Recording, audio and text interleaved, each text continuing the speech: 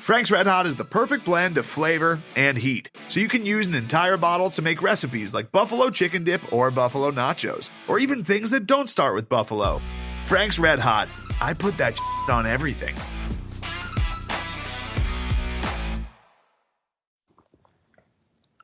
Okay, are you ready? Are you ready? I think I'm ready. All right, and welcome everyone to Podcast versus Everyone, episode 6. Already a month and a half into this thing. If it was a football season, we'd be halfway through it, and it has went just as fast. And even some of you have stayed and have listened, so that's pretty impressive. We even have a return listener from Spain, I noticed, which is how about great. that? Hola. That's pretty cool. Yeah, that's my Spanish is a little light. 2 years of high school Spanish. I can ask where the bathroom is and how to order. I can order a beer. Those are. I guess those are like the two essentials in Spanish, right?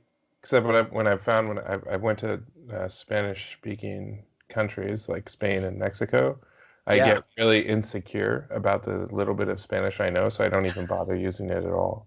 See, now, and so that, like, when I think about traveling abroad, so you've traveled like infinitely more abroad than I have, because I've traveled exactly zero abroad other than, like across the border into like Tijuana, but it's like that always like terrifies me, the idea of going somewhere where I don't speak any of the language, or if I do, it's just a very small amount.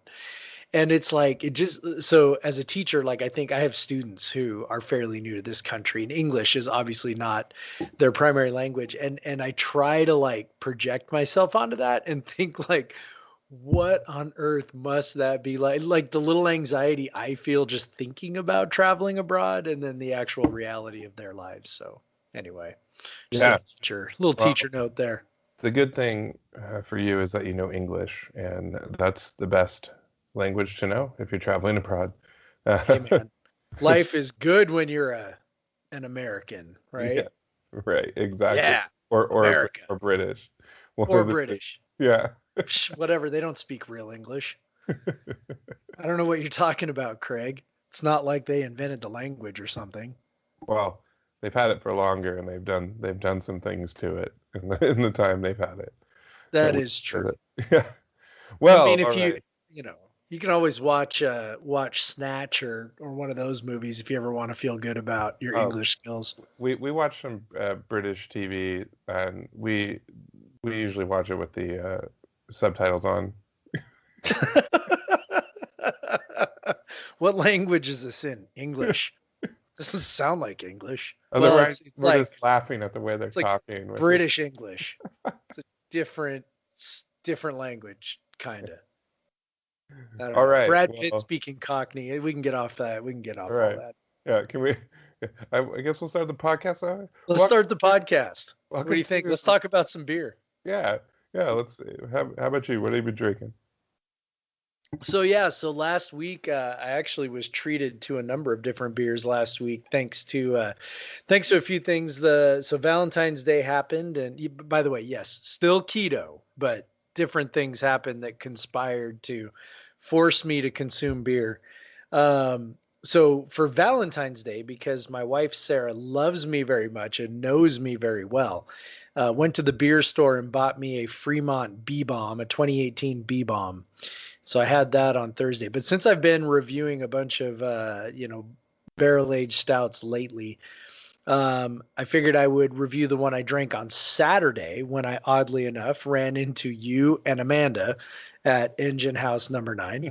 Yeah. And I know it was funny. That's even a long story too. My wife had to go to the hospital because of some stuff, and everything was okay. So we went out to dinner and went to E9 and had the Demon Teller Saison from Holy Mountain, which was fantastic. And it was a really nice change because I have been, it's wintertime and drinking a lot of kind of heavy beers lately. So to have something that, is a little tart, a little fresh, kind of light, was really nice. So yeah, thoroughly enjoyed that. When you saw Amanda and I at E9, we had a babysitter. and we were having a fun night. Yes, you were. And you know what? I mean, maybe you'll tell this story, but your adventure didn't end after you left E9 either. So No, it was a late night. Yeah, yeah. Maybe I'll tell that later. there Um, you go. Yeah, yeah. it's called teaser, folks, in the So broadcast. I can't believe that you beat me to a Holy Mountain beer. First of all, I am drinking Yeah, beer out of a Holy Mountain glass. I'll get to that it's in a kind of sec. like stealing your thunder, actually. I know, right? Well, yeah, It's your fault. yeah. Holy Mountain is kind of one of the predominant, the best breweries in Seattle. One of my favorite breweries. My jam is that style of beer from them, the tart saisons, the farmhouse style beers that they do. I think that's their best. They do a lot of bigger releases, barrel aged stouts, barrel aged barley wines, and those are very good. But my favorite things just go to the tap room, and they always have like 3 or 4 of those saisons on draft, and they're Yep. great. And Yep. and luckily enough, I live really close to E9, and they always have like 3 or 4 Holy Mountain beers on draft these days. So excellent. So Jeff, what are you thinking on that Demon Teller on your Gardner Minshew rating? Oh, that is like the Gardner Minshew catching the pass that flies out of bounds and he spikes it because it was just sort of a nice little change up from what I've been Yeah. drinking. It's like it just kind of out of nowhere. Hey, I think I'll have one of those because, like I said, I've been drinking a lot of big beers. Like I said, wintertime, and so Yeah. this is kind of like the ball flies in, you just catch it and you spike it because it's so tasty and out of the routine. And that is a very tasty beer. I when I was there, I can't remember what I drank. Unsurprisingly, I could check Untapped, but I At can't remember. E9, Yeah, yeah. But you had a true something, right? oh yeah, the Is that how TRVE. you pronounce it? TRVE? Yeah, I think it's It true. looks like true. Yeah, it's TRVE, but it's true. It's like a heavy metal, Right. vibe similar to Holy Mountain. Yeah, yeah. Yeah, I think they're like buddies because of that. But yeah, I did have a TRVE grisette, which was nothing like a grisette, and they typically make some pretty good beers, especially in the saison styles. But it was the garbage grisette that was like hazy and like just too high of alcohol for grisette. It was not good. But that's not the beer I'm reviewing.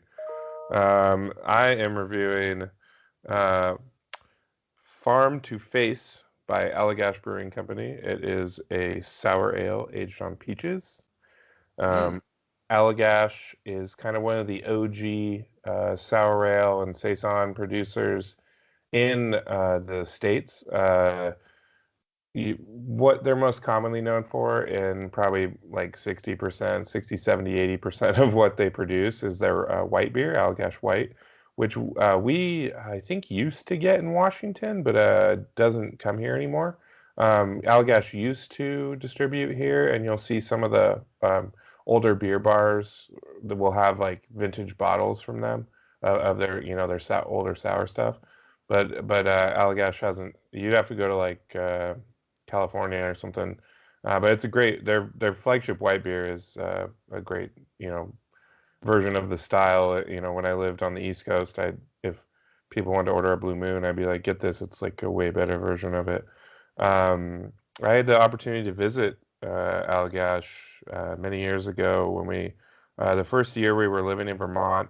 Um, my Amanda's favorite holiday is Thanksgiving, and we couldn't go back for Thanksgiving, which she was super bummed about.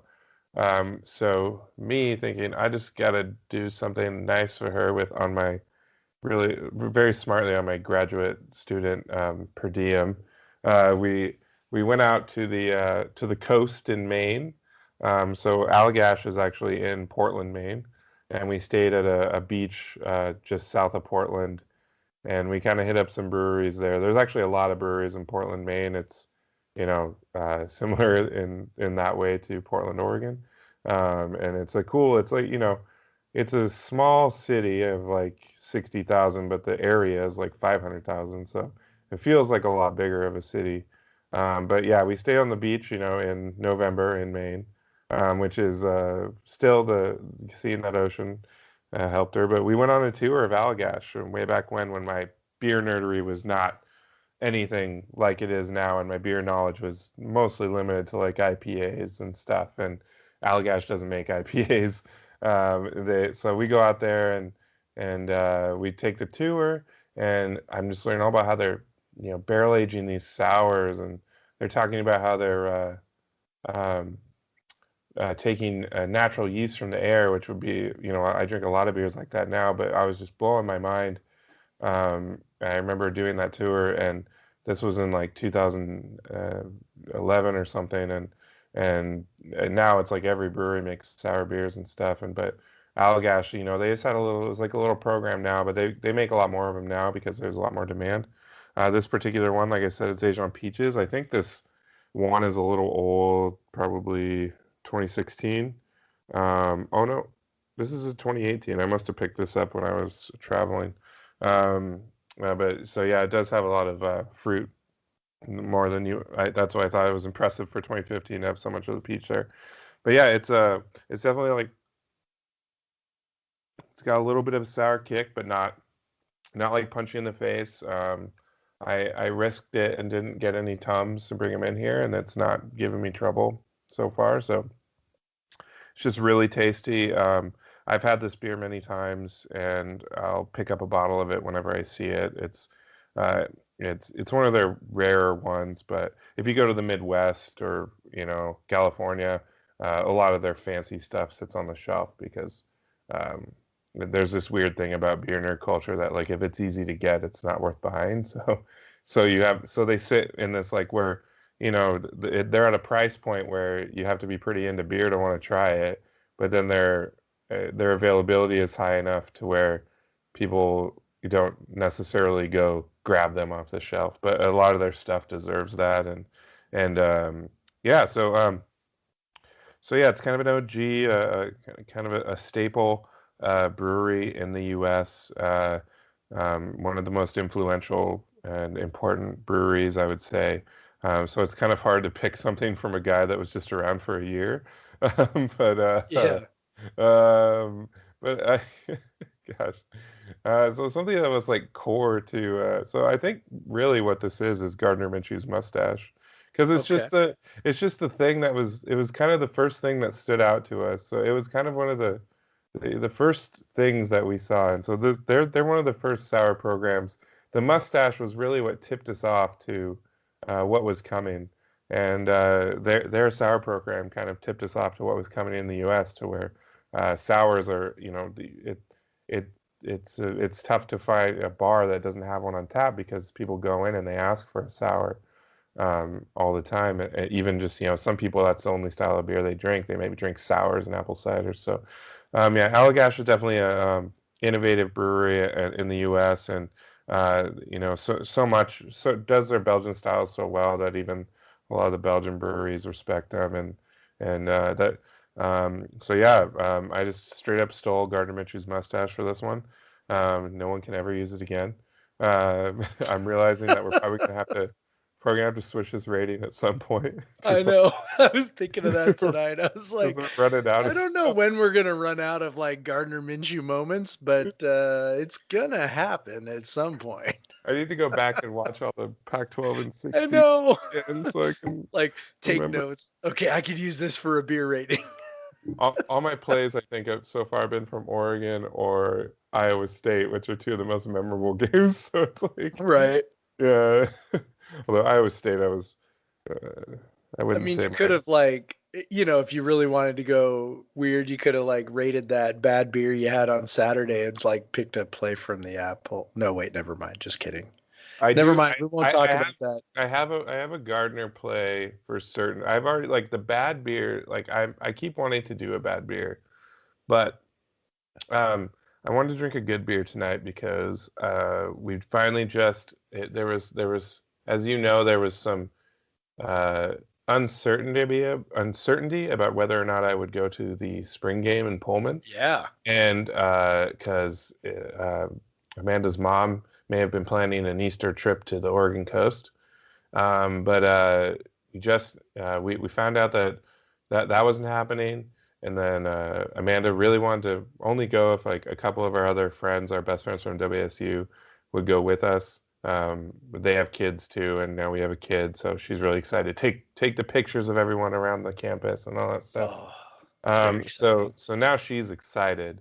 So not only Yeah. not something that I'm dragging her to, it's something that she's excited about. We got our rooms booked, the Quality Inn. We're ready. Hey, us too. Hey, yeah, hey, and I think that's usually where the party is. Yeah. So yeah, It's definitely where it's going to be now. yeah, absolutely. So we're ready. Oh, probably Party should in have said that Craig's on the room. podcast. Yeah.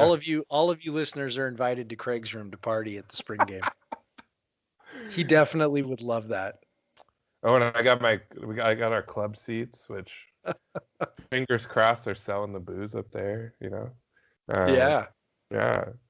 Yeah, so I'm excited, super excited. So I was gonna intentionally crack a shitty beer tonight, but I was too excited. And also another thing, I've just started dieting.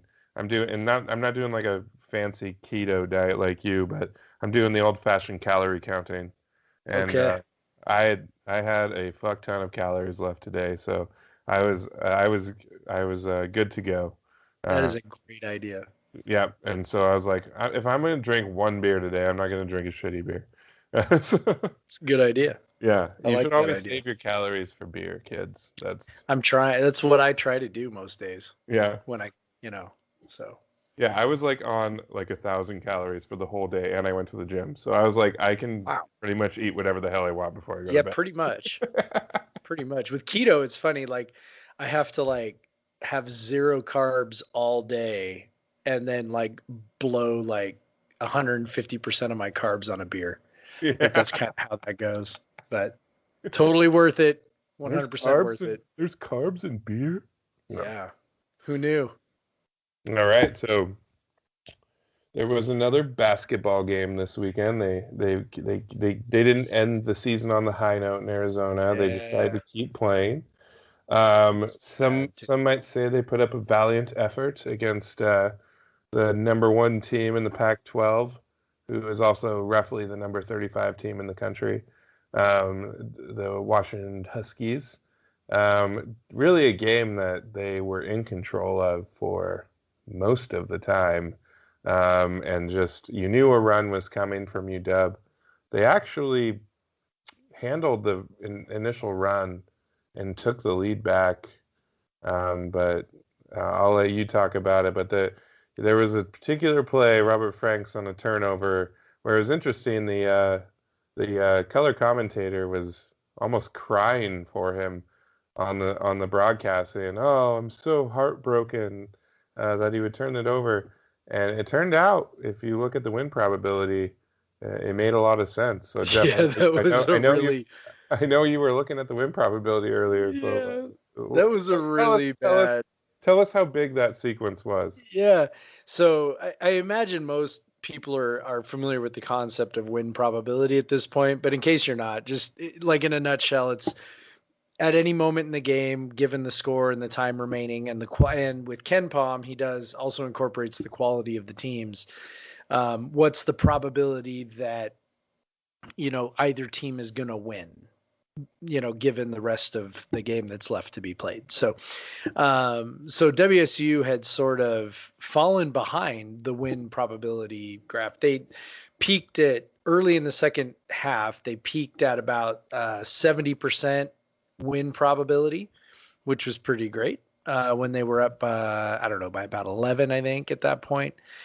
And then, slowly Washington started reeling them back in until Washington kind of spiked up to 87% themselves win probability when they were up by 3 with about 4 minutes to go. And then, of course, Franks hits a 3, WSU's coming back. And then, of course, WSU gets the stop with about 90 seconds to go and a 1-point lead. Franks gets the rebound. At that point, WSU actually has about a 60% chance of closing it out, which I mean is, is not exactly, ironclad, right? Yeah. But it's a lot. That's, I mean, more than half, and against a team that, is better than you probably. That's a pretty good spot to be in. And then all of a sudden he runs down the floor and turns it over, and Washington gets a bucket to go up, and the win probability went from 60% for WSU to 80% for UW. so there was a 40% swing in win probability towards Washington. It went at the turnover. It went from 60% WSU to 55% UW, and then when UW scored and won, 80% in just a span of about 10 basketball seconds. Yep. Maybe not even that many seconds. Yeah, maybe not even. Yeah. It was an inexplicable effort by Franks on that play. Honestly, I don't know what he was doing. Because he pulls it out. I think the emotion got the best of him, as it does sometimes with players. And that's what kind of something I want to talk about. Down the stretch, the ball was really Marvin Cannon really had them in the game most of the way, but down the stretch, the ball was in Ellaby's and Frank's hands. Ellaby clearly was not ready for the moment. Like it's hard, I hate, guessing what a guy's mental state is, but he was whipping some passes out of bounds, nowhere near anyone, turning the ball over inexplicably, like down the stretch. And then Franks himself he was either, hitting a big three or turning the ball over down the stretch.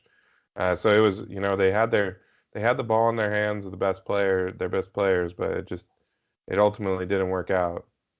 One of the things I think that makes Washington's defense so good is that it's, they don't gamble for turnovers a whole bunch. They're not like a super aggressive, in your shorts kind of defense, right? I mean, they're a zone. But what they do is, they are really long. And if you do make a loose pass, if you do make a careless pass, they are absolutely 100% going to make you pay. Yeah. They are 100% going to take the ball away, and you are screwed.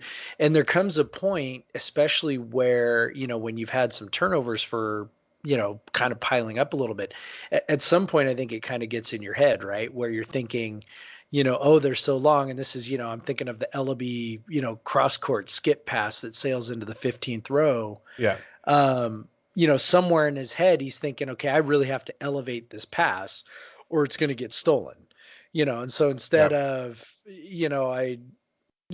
kind of throwing it up where somebody can actually catch it, he's firing it, 10 feet over the guy's head. And, I feel like quarterbacks do that too, right? When they're thinking like, okay, so there's a linebacker kind of hanging out in front of a guy, run, so there's a window there, but I really want to make sure I get it over the linebacker. And so then they, fire it, too deep, and the receiver can't get to it. So, yeah, I mean, I just, it's frustrating. The lack of discipline is frustrating.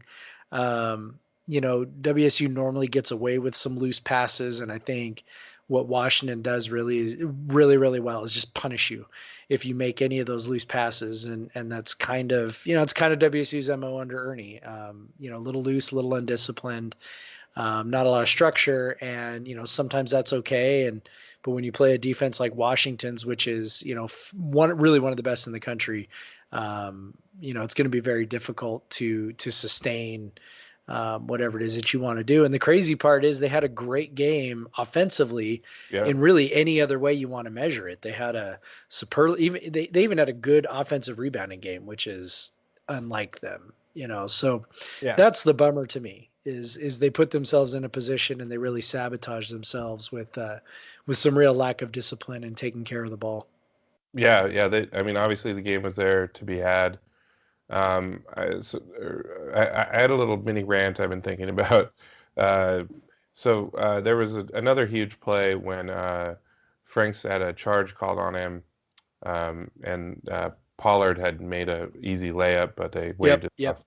I remember that one. I'm not saying the call was wrong, but I mean, if you think about it, the guy is standing about 6 feet away from the hoop, 6 feet to the side of the hoop and behind the hoop, waiting for Franks to drive, who has beaten his initial defender, and he's a secondary defender, and he's pulled off of Pollard, and literally went about 10 feet away from Pollard just to draw a charge.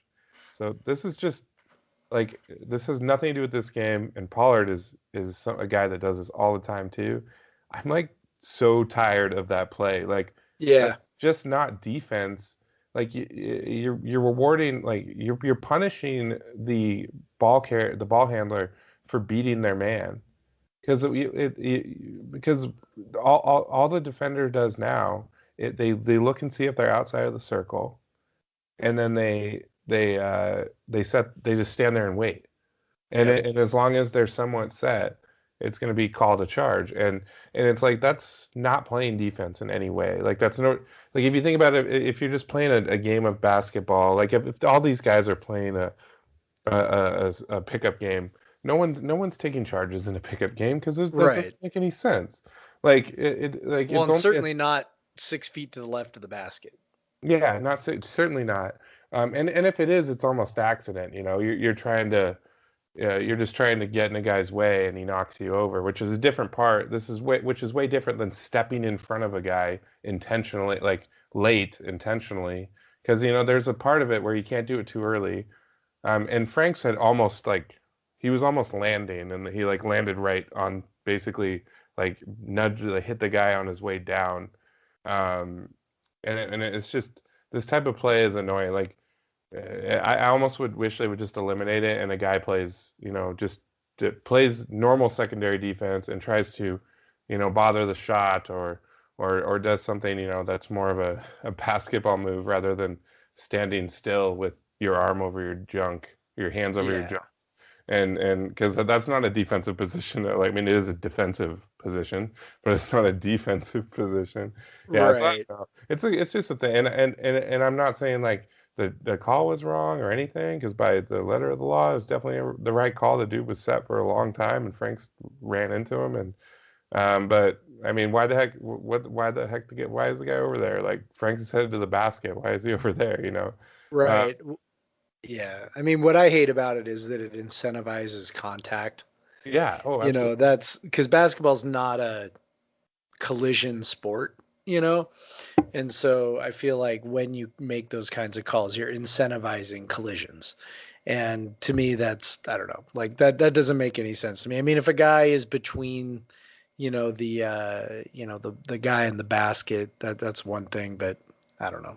It's a thing in college sports. I wish they would do something in basketball to make charges less appealing or less Yeah. prominent, particularly in Well, college. I hear it said, oh, well, that's how that guy contributes. And it's like, well, maybe don't be a shitty player then. Like yeah. if all you can do is step where guys are supposed to be and get run over and draw a foul, like perhaps you shouldn't be playing basketball at that level. I don't know. You should probably be offering a little more than that, but I Yeah, don't I know. did.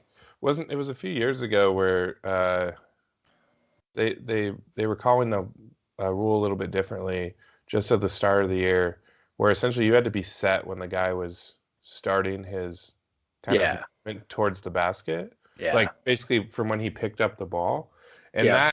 that resulted in a lot more defensive foul calls. Yep. A lot more But block calls, but what happened was, the refs, just by the middle of the season, they readjusted back to the old way, which and they and, always and do. then they just eliminated that rule from the rule book. So yeah, that's what we always see when there's a rule change. The refs, like, freak out about it after it, just in the preseason, and by the time they get to conference play, everything is back to normal. Um, yeah. Yeah.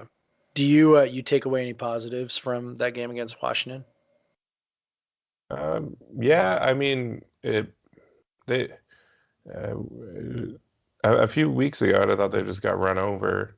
Yep. Their ability to hit shots. Marvin Cannon, obviously, he definitely was the type of player that could exploit that zone, especially on the offensive rebounding side. And he did, and he shot well, and he played really well. yeah, there definitely some positives from the game. Um, Mostly, I, I probably have better feeling going into this weekend that they could get one or even two from Utah or Colorado. Probably, even though Colorado is ranked higher, I think probably they're more likelihood. But yeah, I definitely feel better about the team. I would have felt a lot better if they won.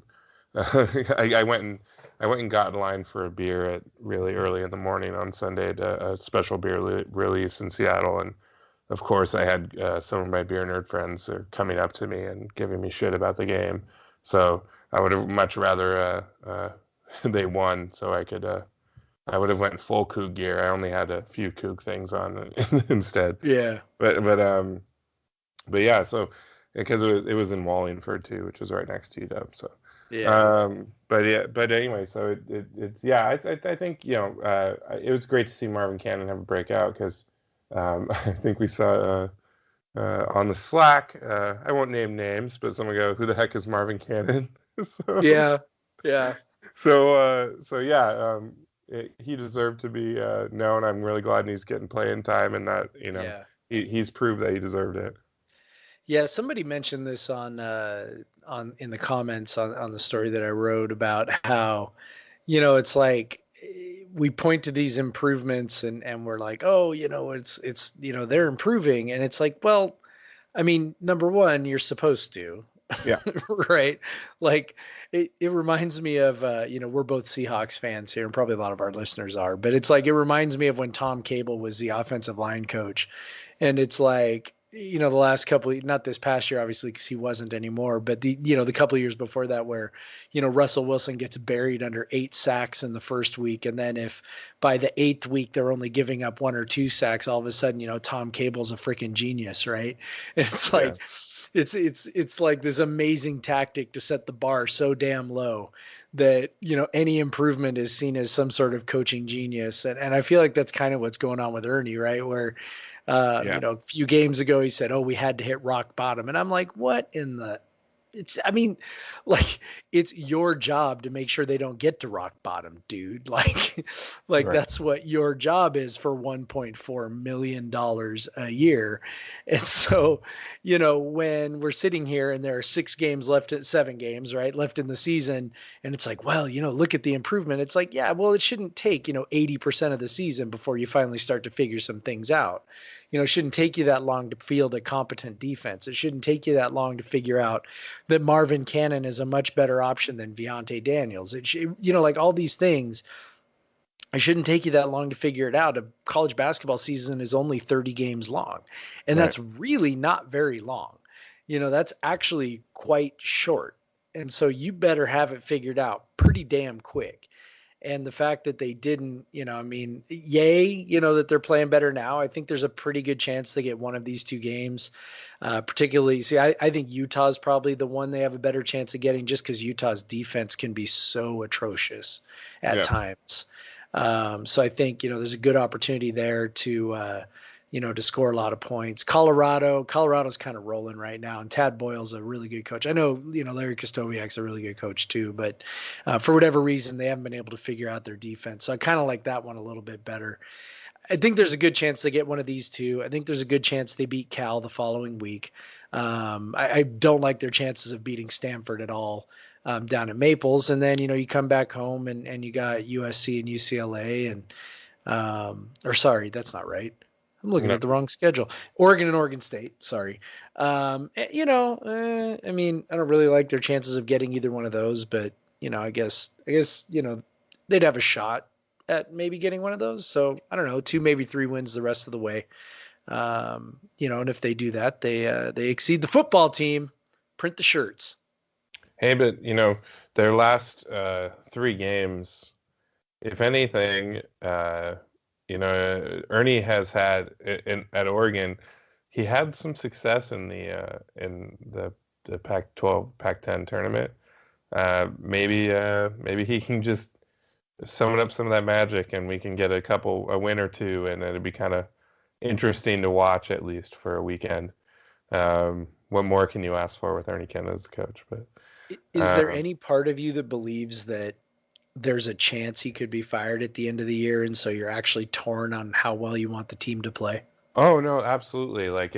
I enjoyed the Arizona wins, and obviously I really wanted them to beat UW, but at the same time, you're like, this is all stuff that he can spin in the end of the season, interview, which I assume he, exit interview, something like that, which I would hope they would have, but Yeah, like you have your performance review with your boss every year, so. yeah. Yeah, one thing that Chun should keep in mind is part of the reason that we don't see these teams play decent until 75% of the season's over is because we got a new fucking team every year. Yep. Like when you're, guys are transferring out.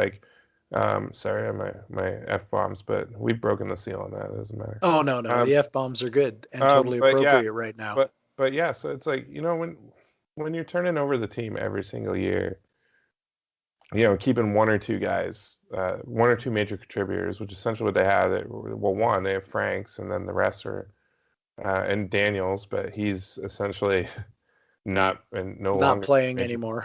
And And Skaggs, who is not playing not anymore at playing all, anymore. like not even a minute. And the team is better off. But It's almost like when you and I talked last year and we're like, Carter Skaggs is not a Pac-12 player, and everybody went, "Oh, well, look at him shoot threes," and it's like, look, and I'm sure he's a fine young man. Like, this is not to rip on him, but it's like he can't play at this level. He can't. He he's just so out can't. of position because he has to play the two. Yeah, Uh, it's not and, his and fault. Like, God and bless him for trying, but but he he's doesn't have just the not. quickness to guard two, No, or or to get his own shot. and he plays hard. Like he definitely plays his butt off, and he has a hell of a shot. And he's got Yeah, range out to 30 feet. But when he's out there, when he's playing on offense, like he's a black hole, and if he's yeah. not hitting, and he hits, he has games where he hits, and it's great. But you could argue that his value on offense is like almost completely negated on defense. But when he's not Oh, hitting, I think it's even more than yeah, completely negated. yeah. So when he's not hitting, he's a complete liability, and Ernie has finally realized that. And like you say, he plays his butt off. Honestly, he's just not quick enough to defend Pac-12 players, even in this like down Pac-12. He is just because you still have like athletes that were 4 stars when they were recruited, at every other school but this one. But uh, Right. but yeah, so yeah, it's it it's like it took this long to gel and to figure out who you had because you're coming in with new guys, JUCO transfers and like because if Ernie would have had the same team, maybe he'd already know who his best players were at least a little bit going in, and we're not just gauging things off of a month of practices. Yep. And so, although obviously the guys are there longer than that, a lot of them come in the summer and they're practicing in quotes, without the coaches there in quotes. But yeah, it gets frustrating just having the new team every year. Because there's even because they added some good pieces this year. They added Ellaby and Cannon, Yep. and if you still had Flynn, like that Yeah, that guy, is man. true. If you had Malachi Flynn, this might be a middle of the road Pac-12 team, to be honest. Especially in this year, yeah. Like that's what I'm saying for this year. I mean, that's it's not inconceivable to think that they'd be. I mean, I don't know. Would they be as good as Stanford right now or UCLA? I mean, that's not implausible. They're Yeah. probably as good or better than Arizona. I mean, yeah, they're probably maybe a 500 Pac-12 team just because Like the rest of the conference is so atrocious. if Ellaby could be a third scorer, he'd Yeah, be way instead of a more second efficient. He'd be scorer. so much Yeah, more efficient, and sometimes a number one scorer. yeah, When Franks has been out, and because he's shown the ability to be very good, but sometimes it's just he's tired, he's playing too much, and he's just forcing shots because there's no one else to take the shot, and so just having Flynn who could have, Franks would have been the best offensive player, but just to have that point guard and the scoring point guard, that would have been a big deal. But uh, that doesn't matter now. No, uh, it doesn't. And Ernie definitely was all too eager to go to the youth excuse again, which he's been doing for like 4 years, right? well, After that game was over. is an excuse for youth when it like Ellaby maybe, but it's a bunch of juniors and sophomores and seniors, Yeah. like a bunch of juniors. So It's a bunch the of juniors. word he used was inexperience, right? Yeah. Like he said, "Oh, Washington's experience really showed through," and I'm just like, let me find a toilet to barf into because this is like, Like, whatever. because their guys have stayed in the program for more than like one season. You have Noah Dickerson, who's been, a senior. You have Matisse Thybulle, you David Crisp, who Right. have Like just we're been, supposed to, yeah. yeah, we're supposed to, I don't know. The one thing that is encouraging to me, and I guess we can kind of wrap up with this, is whenever Chun is asked about it, he's very careful to praise the players, but he really doesn't say much about Ernie. And I think that's, I don't know how much you can read into that other than, I think he wants to keep his options open. He definitely hasn't gone with the dreaded vote of confidence. I haven't even heard that where he's like, oh, Ernie's doing a great job. I mean, none of that. He praises the players, which I think is the right move. Talks about the players are, working hard and he likes their character and, kind of all that stuff. He's very, I haven't heard him once say, oh yeah, I'm really happy with the job Ernie's doing or anything like that. He's basically always said that, we'll talk about after the season. So, Yeah. so that does give me hope that door is at least cracked. And I don't know, I think the biggest thing I hear when I hear Chun talk, is the concern over just the lack of attendance. It's it's the apathy with the fans. And I think that's what's most alarming to him. And I think if anyone's in kind of the boat that you and I are in, which is we would absolutely positively, 100% endorse a coaching change. A couple of wins against Arizona, just against Arizona State, that's not going to, I don't think, move the needle for Chun. Because, some people showed up to UW, and that's great, but it was still only 4,000. And it was still, it's UW, like there was Yeah, going to be more people there anyway. Yeah, even during the not greatest years, they pull something approximating a 3/4 full house at least. Yeah, just because it's UW. Yeah, Dick Bennett's first 2 years, the teams or Dick Bennett's all three of his years, the teams were not good, but UW was always 8 or 9 thousand people, and then when they were good, it was completely full. Them turning people away, and so when I mean, you're kind of guaranteed, a decent crowd, but it's such a big arena that it still looks vacant. I've seen a lot of shots in the student section where they're trying to show like a full crowd for that game, but you can just look and see the second level is completely empty. Like it's not that hard. You can't hide that. And then anything outside of the student section is half empty, so.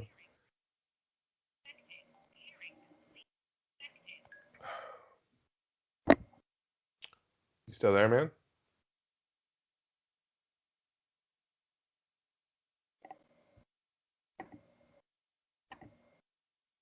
Hey, dude, are you still there? Yeah, sorry. So I was having trouble with my headphones. I'm like, oh no, I'm like, technical difficulties. I'm like trying to figure it out. I'm like, maybe Craig will just keep talking and like, nobody will notice that I'm gone. Was my point that bad? Was it so bad? Yeah, 100% terrible. This is what people get for listening to our podcast. That's it. I've had it. Mid-podcast. Yeah, it wouldn't even get posted because I don't even post these things. You do that. I know. I made the mistake of not making sure that my Bluetooth headphones were charged, all the way charged, and so they're telling me battery low. So we'll see how long they hang out here. If I disappear again, It's because I'm trying to situate my stupid headphones. I can hardwire them. Of course, this is not making for good podcasting. I'm trying to hardwire them, and that's what happened. Was I got kind of dumped by trying to hardwire them. If you're listening to Podcast versus Everyone, you're getting all the because Jeff is not going to edit this at all, and we don't edit this at all, so you're getting all of it. But we can put a bow on that Cougar talk. Only what, I don't know, a few months, or only 6 months till Cougar football or something. I don't know. Yeah. 2 months till Cougar football.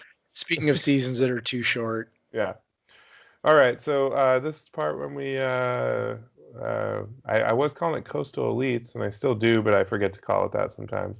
It's where we show our political sides, which are blue, and So if you want to fast forward or whatever, who cares? Or have your mind expanded and opened, you can keep listening. But Jeff, I know that a story that caught both of our eyes this week was a kid being arrested after having an altercation with his teacher, which began with him refusing to stand up for the pledge and recite the Pledge of Allegiance, which honestly is something I don't recall doing much in school, and I didn't think it was such a big practice anymore. But you're a teacher, so you would know more than me about that. But we definitely do it every day, man. Oh, okay. Yeah, because we're good Americans at Rogers High School in Puyallup. Oh, because I can tell you something that even when I was a younger, it always made me feel a little awkward, because it is a little nationalistic, or whatever word you want to use for it, or even worse, this pledge allegiance to the flag sort of thing. It seems like the kind of stuff that you would see in like a propaganda video for a fascist regime even. So it seems weird that we kind of force children to recite it every day anyway.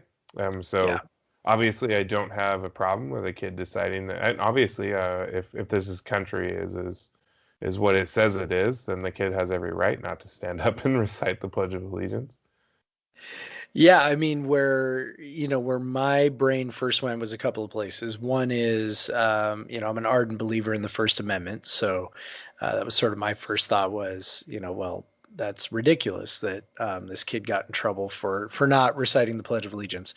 And then particularly that a teacher didn't know. And it was a substitute teacher. So I'll say this, some subs I can sort of believe.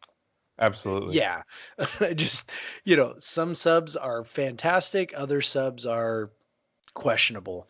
And so in it for the money somehow, some way. Yeah. So, so that part didn't completely shock me, but, the other place that my brain went was this, you do hear from time to time this concept or this term called school to prison pipeline. And it's not a term that you hear a ton, up here in the northwest corner where we are. But you do hear it in other areas where you've kind of got high poverty, minority, high density type areas in some of the bigger cities. And it's this idea that schools start sort of creating a culture where minorities get in trouble with the law when they're in school, and that law enforcement gets tied to school, and then eventually they just end up sort of walking into this, these areas where they run afoul of the law and they end up in prison. And so as I was reading this was something that gave me, so, this kid is a black kid. He's 12 years old, and basically the circumstance of what happened were that he refused to stand. The teacher was like, "Hey, stand up." I'm paraphrasing, but the teacher was like, "Hey, stand up," and he was like, "No, I don't want to." And then the teacher was sort of like, if oh well, if it's so bad here, go somewhere else, kind of deal. And the kid was like, I don't want to. I was brought here. I didn't have a choice, right? Because he's black. And so, anyway, he just like refused to stand. So the sub calls the principal, and the principal brings the school officer with him. And this is the part for me where it gets off the rails. It's like, okay, so they come and apparently they determine that the kid is causing a disruption, and so they haul him out and eventually arrest him. And the details are fuzzy about how it kind of all went down. But it's like at some point there, one of the adults should have said, okay, the kid doesn't have to stand. It's not a big deal. Let him sit, right? Instead, the kid ends up arrested because an adult didn't act like an adult. He got upset, and then he's the one who's supposed to act like the adult. And that's the part, and we see that kind of again and again and again in these stories of, black kids getting, running afoul of the law when they're young. Is there's this undue expectation that they're supposed to somehow be very mature beyond their years and behave perfectly. And it's like, look, I mean, I don't know if this kid behaved perfectly. He probably didn't, but it's like, I mean, who's the adult here? And that's the part that gets me about these sorts of stories that I hear is like, there's all these opportunities for it not to get to the point that it does. And the expectation is always on, the black kid, to do the right thing and to act appropriately. And it's like, I mean, the teacher was the one who was in the wrong here. So why are we arresting a kid? And it's just that sort of thing that I think, really fuels this idea that, law enforcement, criminalizing everything that a black kid does. That's where these ideas take shape for people who are like, that's not a real thing. It is a real thing. And these things really do happen. Yeah. I had I had a lot of some firsthand experience with this when I was when I lived in Nashville. I worked at a group home, and the kids there were, between roughly 15 to 18. It was basically what you call a level 2. So that means we didn't have any fences, but you were incarcerated in a way. Level 1 is like foster care. They call it like sort of a foster care situation. And then level 2 is you're still in a big group, and you share your room with the guy, but you still can go to school and all that. So there's some trust involved. And level 3 and 4 are like kid prisons, basically.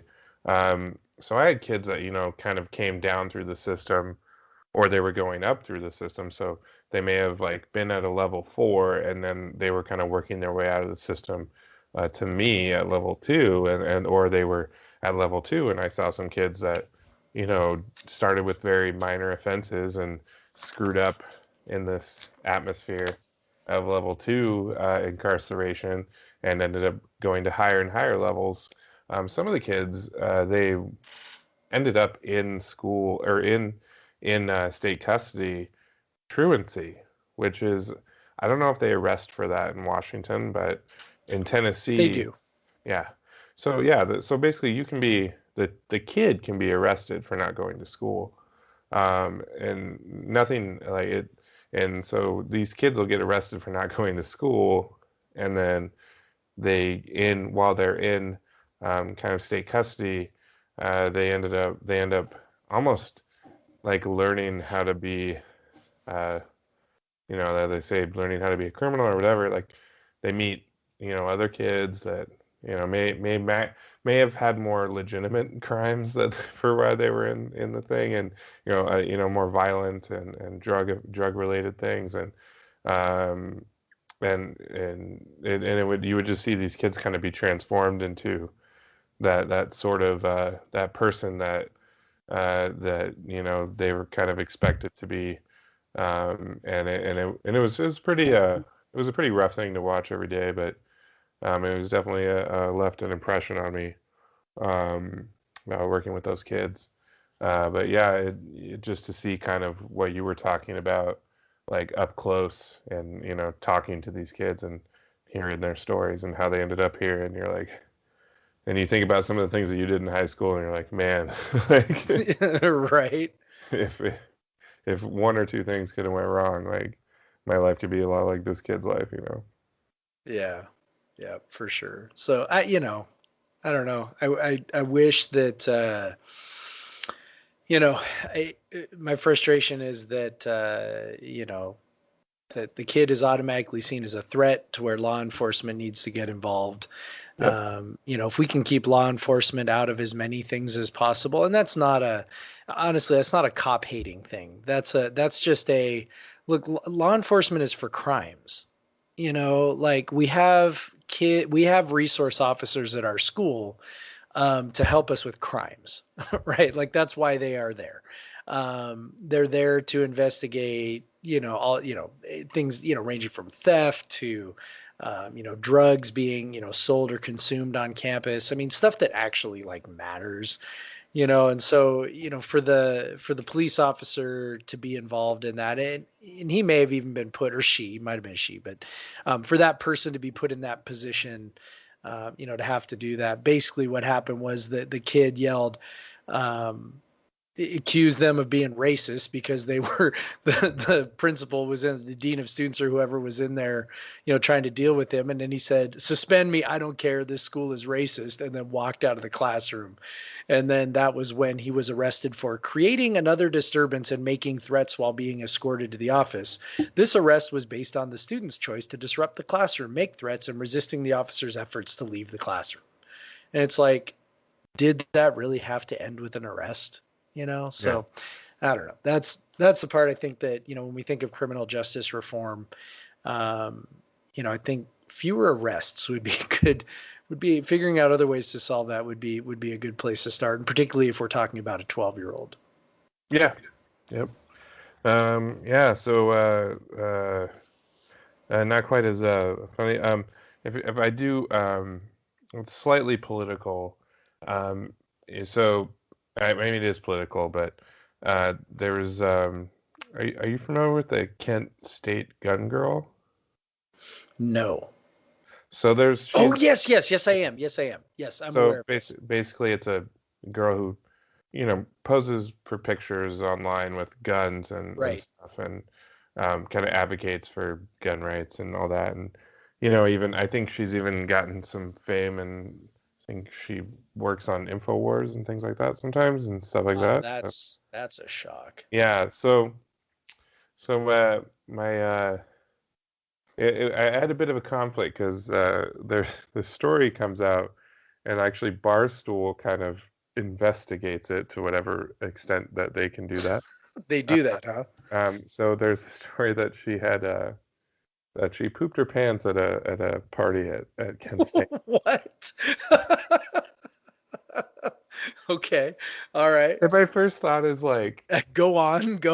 Okay, so they have like, they interviewed her, and she's like, she called them like Barstool, like a liberal arm or something like that. And I'm like, oh my God. Barstool Sports of all places you want to throw that. Right. Yeah, that bastion of liberal progressive thought, Barstool Sports. But I read some of the Twitter things, and I'm like, like, don't venture too much into like bullying her for this. But then it's like, but then you just have to see like one thing that so then I see like one of the comedians I follow on Twitter shares this screenshot of her account where she's interviewing someone for, it might have been InfoWars or something like that, just asking kids like who's on Mount Rushmore, kids in college, and then with the caption that, what are they even teaching people in school now, and because the kids couldn't name the 4 presidents on Mount Rushmore.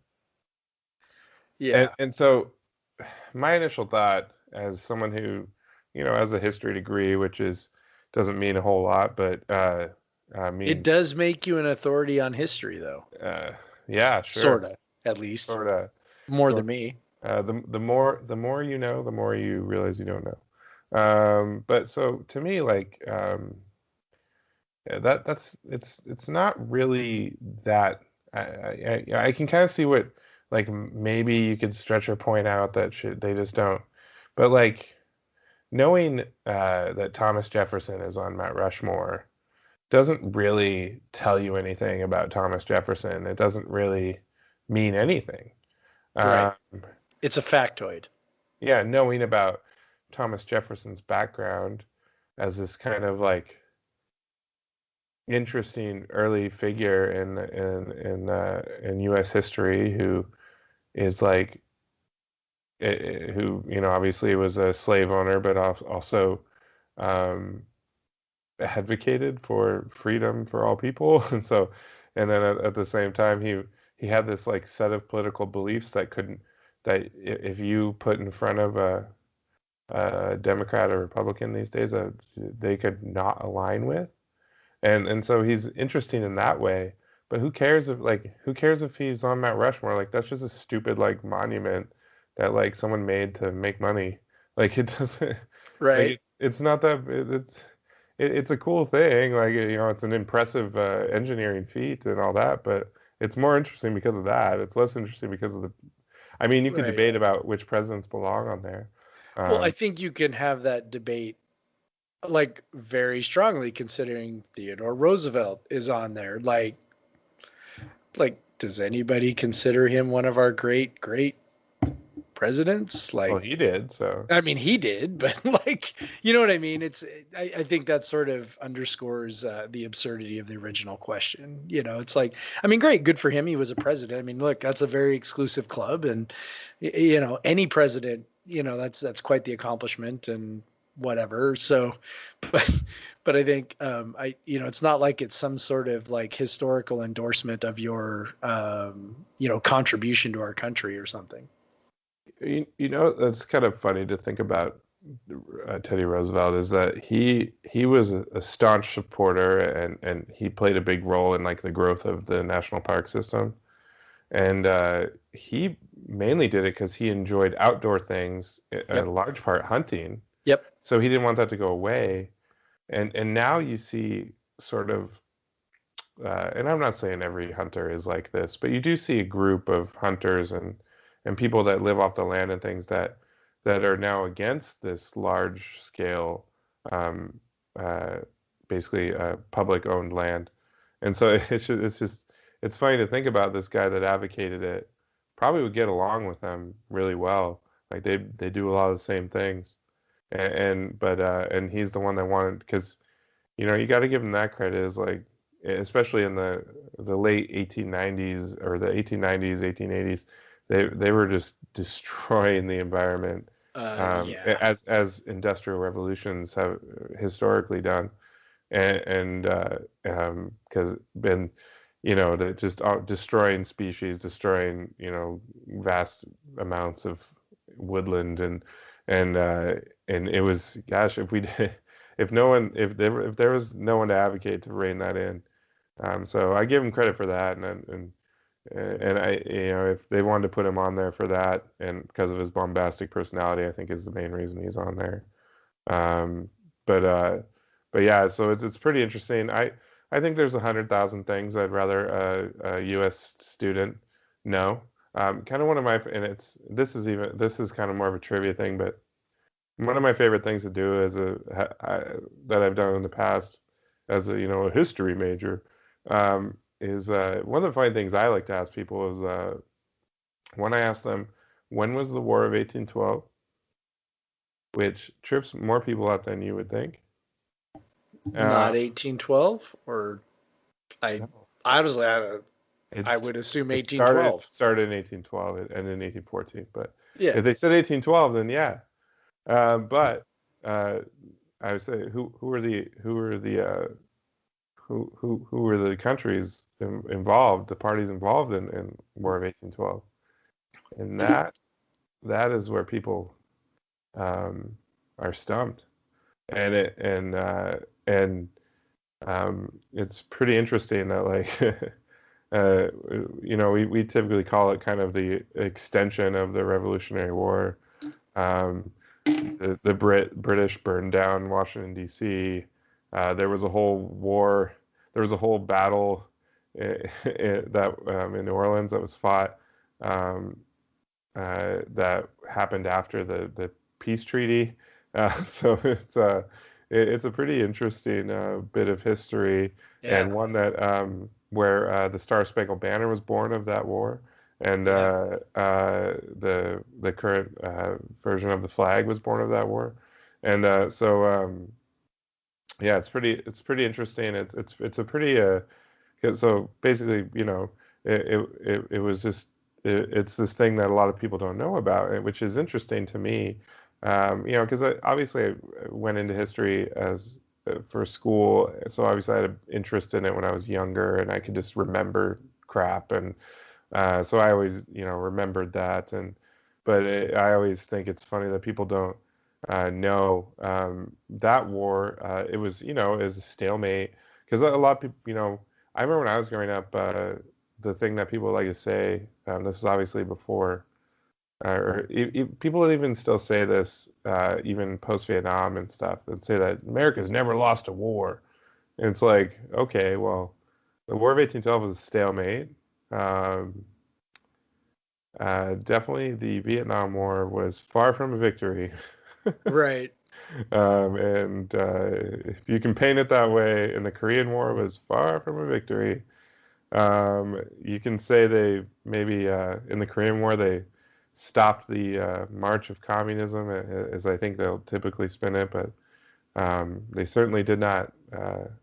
Obviously half of the peninsula ended up still under that rule, and but yeah, I'm kind of going on tangents here, but there's a lot of things that you could know about the history of the United States that are far more important than Mount Rushmore. So I think if you're gonna be like, what are they teaching kids these days? Maybe ask a more interesting question than who's on some, monument in South Dakota. Yep. Yep. Those are things that might actually, inform our future policy decisions, since we seem to be very good at not remembering our past policy failures and just doing the same things again because we don't have the first clue what we actually have done in the past. Well, yeah, I think a lot of like high school history educations, they make it to World War II, and then it's pretty much a speed It's so study true. through. It's Yeah, so like true. it's World War II, and then that made the U.S. a superpower, and that's what we are today. And so it's Well, like nothing yeah. happened in the next, What's 70 crazy years. about it is like, so I've been out of high school for almost 25 years. Okay. And the scope of our history classes really hasn't changed much Yeah, since then. And it's like, okay, there's been 20, like we were lucky if we made it up to like the Iran hostage situation. Like that was yeah. sort of like, if you made it to 1980, you were doing really, really good, right? And it's like, 25 more years of history have been piled on top of that. And as far as I know, now I think they do a better job. Like at my school, I think, if any of, our history teachers are listening, they can correct me. But I mean, it seems like they do pretty well. I mean, but it's like right now they are in, I believe they're in the Great Depression is all. And that's scripted. That's not they're behind or something. Like that's where they're supposed to be Yeah, that's what right now, halfway through the year. And so, I think the idea is maybe to get up through, like 2000 ish, but it's like, man, like I don't know if the scope has changed all that much. And, the world sure has changed a lot in the last 25 years. So yeah, it's, uh, and we only go back so far too. We really focus on, in terms of our country's well, history, yeah. what It's we do. essentially It's Columbus basically the landed. Civil War Yeah. on, really, for most of the history Well, class. they do. Yeah, like I think it's like Columbus landed, slave trade started, Revolutionary War happened, Civil War Civil happened, War. Industrial Revolution, World War One, World War Two, or Great Depression, World War Two, and then Yeah. if we got time, we're gonna go, yeah, Korean War, Yeah. Vietnam War. That's really, only this really complicated. only this extremely long, Uh, protracted conflict that the U.S. was involved in.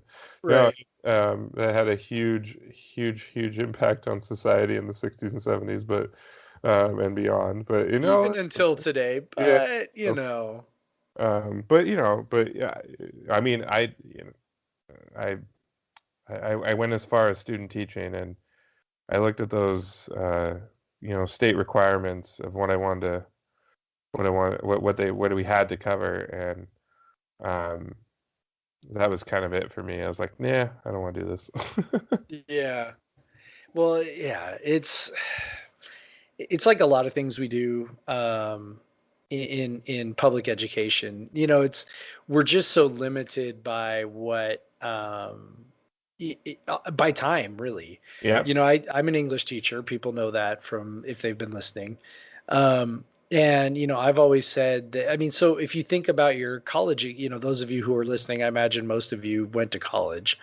If you're listening to a podcast about college sports, at least Wazoo for the most part, because we don't have a lot of t-shirt fans. But if you think about your college experience, particularly with English, your English classes are not English classes the way they are in high school. In other words, writing and reading are split basically, right? I right. mean, you're taking literature classes, you're taking composition classes, and they're not the same class. And for me as an English teacher, that's one of the things I struggle with the most is that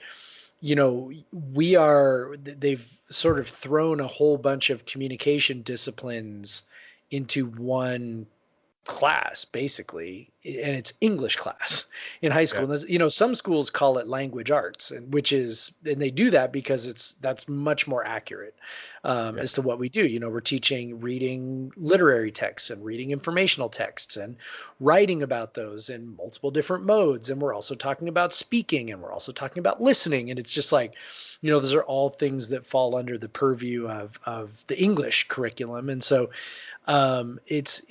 there's just not enough time in the year to teach all of those things well. And I'm sure that the history teachers feel the exact same way. It's like, yeah, like there's all these super interesting things. Then and you go to college, and it's like, well, you might take a college course that spends an entire semester focusing on like a war, yeah. right? Is that you so? know Yeah, I took a class in college that focused on the Vietnam conflict. Obviously, it goes back, beyond the U.S. involvement, but so kind of a big part of it was the long French occupation of Vietnam, and it's funny because that which is not a thing that I would say a lot of Americans don't know that the U.S. sort of uh, took over this French sort of uh, ownership or whatever occupation of Vietnam, and it became their the, they essentially the U.S. essentially absorbed the problem from them. But there's a thing like I remember we got a recommendation. We were in Chicago. Amanda was with me in Chicago, and we got a recommendation for a restaurant. And it was a French Vietnamese restaurant. And Amanda's like, what is that? Like French Vietnamese? And I was like, yeah, the yeah, French colonized right. Vietnam for a long time, and so this style of food is a thing now. This much like curry is very popular in England. Right, So exactly. it was like the original globalization was colonization. So it's interesting that, but anyway, so yeah, so that course is just basically on the history of uh, Europeans in the West involved in Vietnam, um, and then you get very much into it's really more and the type of history you take in history classes as you get deeper into a history major. It's not about facts and figures and things that happen. Like it's more about the ideas, ideologies, the political movements, you know, the impact on society, the impact on the everyday person, the impact on governments and everything. So it's not really about memorizing the 50 states or Right. knowing the the chief export of Lebanon or something. So Yeah. it's a yeah, it's a different thing than a different education. That and I remember as my one year of semester of student teaching, I tried to incorporate some of that um, sort of broader thinking, deeper thinking, more critical thinking into because to me, I think there's a lot of kids that come out of high school aren't great writers, and you see that. I'm sure you see that. I don't know, you're on the front line of that. And Yeah. so I think history is a great class where kids can learn how to write because there's interesting things to write about, and kind of the ideas and potential is limitless on things they can write about. And so I was trying to kind of, oh, that was my idea. I'm like, oh, I'm gonna make it a writing class that incorporates history. Oh man, that backfired massively. I'll tell you that much. The kids were not used to that. The curriculum was not ready for that, and it was pretty interesting. And that was, like I said, that was the end of it for me. Yeah, and it's like I can't obviously speak to every school, but I can speak to my school. And our history teachers, our social studies teachers, man, they are super smart, really knowledgeable, very, Well, very thoughtful people. Well, You yeah, know, it's such a competitive like that major that so how it is in Washington State is to teach you have to have almost pretty much the equivalent of a major at this point in something or unless you were grandfathered in the past, but yep. you pretty much have to have the equivalent of a major in something, and history is probably the most common with to go along with because you get a history degree and you're like, what the hell am I going to do with a history degree? And they go, oh, I can be a teacher. And so or they're like, oh, I want to be a teacher, but I can't do math. I don't want to do that. And so they I don't want to do science. So they go into history. And so it's extremely competitive. Like it's really hard to get a history teaching job. Like it's probably and so you see so the in what you see is it's to me from my perspective it's either like these super smart like they very knowledgeable people, and then there's also the maybe they were hired to be a football coach and so they put them in history type thing that happens too. Yeah, there's a few of those. We've got a few coaches in our history department, but even those guys are smart too. Like they're really thoughtful people, and they just are sort of neutered by the curriculum. Really, I Yeah, mean, they really are. there's Yeah. only so deep you can go. I find that I have some of that same problem in English too, where like I want to take a book and like let's like really really dig at it, and there's just or so I decide I want to like really really dig at the book. Well, that maybe ends up excluding maybe other pieces of companion literature that I could bring in. To sort of enhance their understanding of that. Like there's only so many things you can read, right? And it's actually why, so we're going to a new curriculum next year that I believe is not requiring any novels at all, which is sort of like for a lot of adults, it's like a gasp moment, right? Yeah. Where, no, wait, what? You're not reading any novels. But the idea is, I believe anyway, to be able to expose kids to more stuff. Hmm. Okay, so short stories and excerpts and poems and maybe hopefully make them a little more well-rounded in terms of literature, and then make the novels maybe a like sort of an adjunct piece. And I don't know what the right way is, but I do know that when you only get 6 hours a day to teach them, and you only get each kid for less than an hour, and homework is sort of that's a whole nother topic for a lot of people, but homework is a thing that most kids won't do. And Yep. I, again, that's a whole nother topic. We can talk about homework on another podcast, but that's just sort of part of the reality.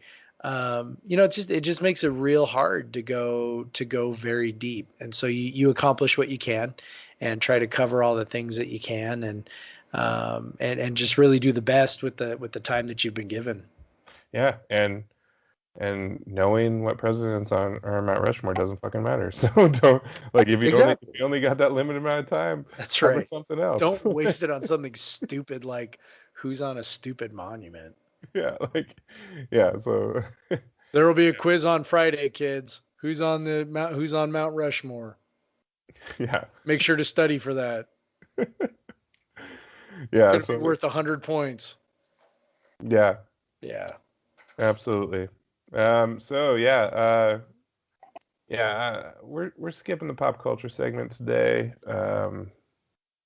I'll just give it to you in a 10-second synopsis. I discovered what Bitmojis are. If you don't know what they are, I was pretty much forced to by a coworker. But now I'm obsessed with them and I use them all the time. But go look it up if you don't know what it is. Uh, Yeah. but Somebody said welcome to 2015.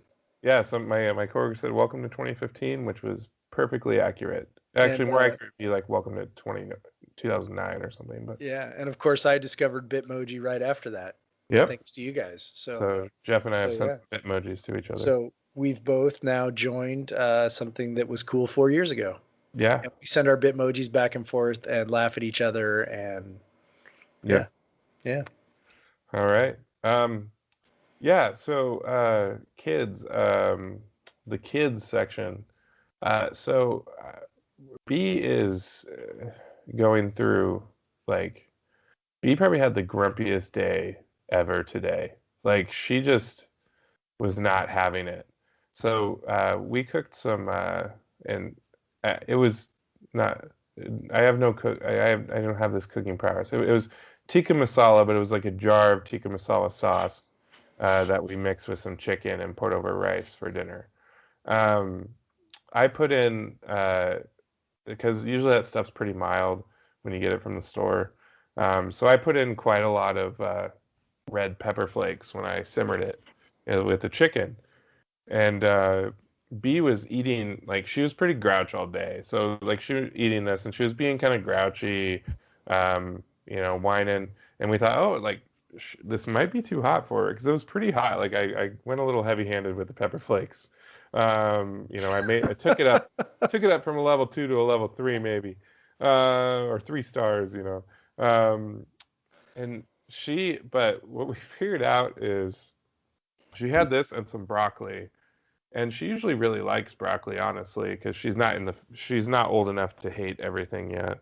I know that's coming, uh, but I think that she had decided that the hotness was coming from the broccoli because she refused to eat the broccoli, and she would just keep eating this food that had to be hot to her. It was like spicy to me and it was spicy to Amanda, so it had to be spicy to her. She probably the spiciest thing she's ever eaten, and and she just wanted to eat the rice and the chicken and the sauce, and she refused to eat the broccoli. Like, because every time we try to hand it to her, she would flip out and throw her fork and well, she doesn't fork herself. We fork it and we hand it to her. She tries to. She just doesn't have the dexterity yet. But yeah. So yeah. So she's just freaking out. But you just keep giving her, and you can see kind of the snot running out of her nose a little bit from the heat. And she just keeps eating the chicken, and she just and keeps thinking that the broccoli is the evil thing. And it's funny though. Once she gets done with the chicken, she's still hungry and just eats all the broccoli after that. So Amanda was sneaking broccoli into bites, and she wasn't noticing it. But if she did see it, she would grab it and throw it away. So yeah, this is just the ravings of a 15-month-old. But yeah, so that's what she's been up to. That's funny. We used to like with our kids when they would use potty mouths or when they would get a little sassy and start talking back. And this was when they were real young and reasoning doesn't totally work. We would warn them that we were going to put hot sauce on their tongue. And so only had to happen a couple times. That never happened again. You just take like a teeny tiny, like little teeny tiny dab of like Tabasco sauce and like put it on your fingertip and then actually like wipe some of it like off, most of it off. And then all you gotta do is like touch your finger to their tongue for like just barely. And that is like just enough. and they're just like, hot,